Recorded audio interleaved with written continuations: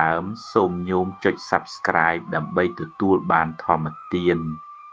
និងការអប់រំចិត្តដូចជាបានចូលរួមធ្វើបុណ្យដូចនេះឯងទុករបស់ស្ត្រី5យ៉ាងនមោតស្សៈភគវៈតោអរហតោសម្មាសម្ពុទ្ធស្សៈនមោតស្សៈភគវៈតោអរហតោសម្មាសម្ពុទ្ធស្សៈនមោតស្សៈភគវៈតោអរហតោសម្មាសម្ពុទ្ធស្សៈ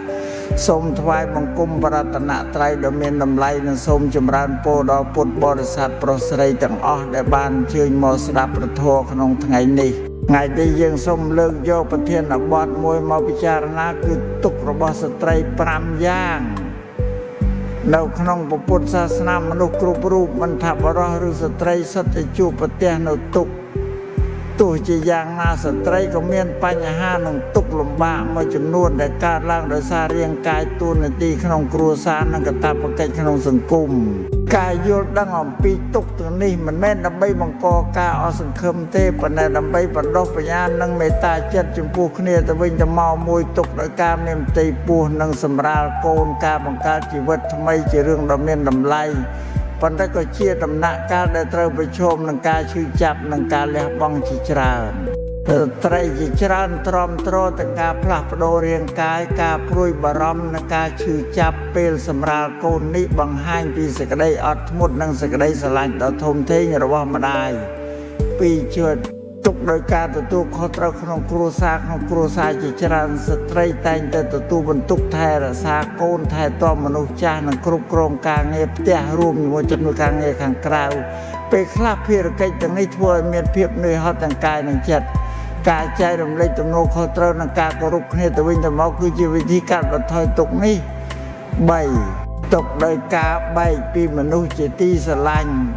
ការបាត់បង់ឪពុកម្ដាយប្តីប្រពន្ធកូននៅសាច់ញាតិគឺជាទុក្ខដែលមនុស្សគ្រប់រូបអាចជួបប្រទះពុទ្ធសាសនាបង្រៀនថាការជួបនិងការព្រាត់ប្រាសគឺជាធម្មជាតិនៃជីវិត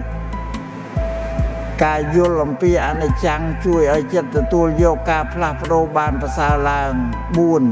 ទុក្ខដោយសារការរំពឹងទុកនិងសម្ពាធពីសង្គមស្ត្រីជាច្រើនអាចមានសម្ពាធពីការរំពឹងទុករបស់គ្រួសារឬសង្គមតាក់ទងនឹងការងារការចិញ្ចឹមកូនឬតួនាទីផ្សេងការប្រៀបធៀបខ្លួនឯងជាមួយអ្នកដទៃក៏អាចនាំឲ្យកើតការមិនសប្បាយចិត្តព្រះធម៌បង្រៀនឲ្យរស់នៅដោយសន្តោសនិងមិនវាស់តម្លៃខ្លួនតាមការវិនិច្ឆ័យរបស់អ្នកដទៃ5ទុក្ខដោយការភ័យខ្លាចនិងការជាប់ចិត្តមិនថាបុរសឬស្ត្រីទេការជាប់ចិត្តលើទ្រព្យសម្បត្តិឋានៈកេរ្តិ៍ឈ្មោះឬមនុស្សជាទីស្រឡាញ់អាចនាំឲ្យកើតការភ័យខ្លាចនិងទុក្ខពុទ្ធសាសនាបង្ហាញថាការបណ្ដុះសិលសមាធិនិងបញ្ញាជួយឲ្យចិត្តមានស្ថិរភាពនិងទទួលយកការផ្លាស់ប្ដូរនៃជីវិតដោយសន្តិភាពសេចក្តីសន្និដ្ឋានទុក្ខទាំង5នេះបង្ហាញថាជីវិតមនុស្សមានទាំងការលំបាកនិងការផ្លាស់ប្ដូរប៉ុន្តែពធបង្រៀនថាទោះមានទុក្ខក៏ដោយយើងអាចអភិវឌ្ឍចិត្តឲ្យរឹងមាំតាមរយៈការរក្សាសិលការបណ្ដុះសមាធិនិងការអភិវឌ្ឍបញ្ញាចូលមានមេត្តាចំពោះខ្លួនឯងនិងអ្នកដទៃចេះអត់ធ្មត់ចេះអភ័យទោសនិងខិតខំធ្វើអំពើល្អជានិច្ចការអនុវត្តព្រះធម៌ក្នុងជីវិតប្រចាំថ្ងៃគឺជាមាគ៌ាដែលនាំទៅរកសេចក្តីសុខនិងសន្តិភាពក្នុងចិត្តសូមអនុមោទនា